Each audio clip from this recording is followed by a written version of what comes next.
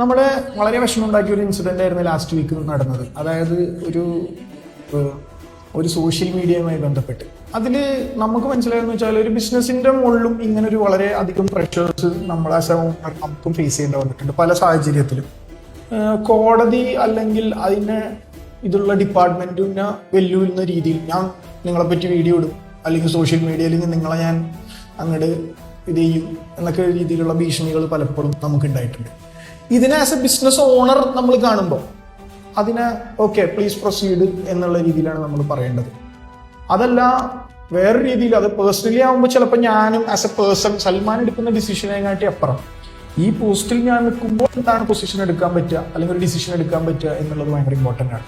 അതുകൊണ്ട് social media pressures വളരെ നല്ല രീതിയിൽ ഹാൻഡിൽ ചെയ്യേണ്ടത് ഒരു ബിസിനസ് ഓണറെ സംബന്ധിച്ചിടത്തോളം വളരെ ഇമ്പോർട്ടൻ്റ് ആയിട്ടുള്ള കാര്യമാണ്. അതിൽ ചെറിയ ചെറിയ ഭീഷണികളൊക്കെ നിങ്ങൾ നേരിടേണ്ടി വന്നിരിക്കും, ഉറപ്പാണ്. കാരണം അതൊക്കെ ഉള്ളത് കൊണ്ടാണ് ഈ ഇതിൽ എല്ലാവരും ബിസിനസ്സിലേക്ക് വരാത്തത്. അപ്പോൾ ചില ധൈര്യങ്ങളും ചില പോയിന്റുകളും ചില പവേഴ്സും ഒക്കെ നമ്മൾ ഈ ബിസിനസ്സിൽ ഇറങ്ങുമ്പോൾ കാണിക്കേണ്ടത് വളരെ നിർബന്ധമാണ്.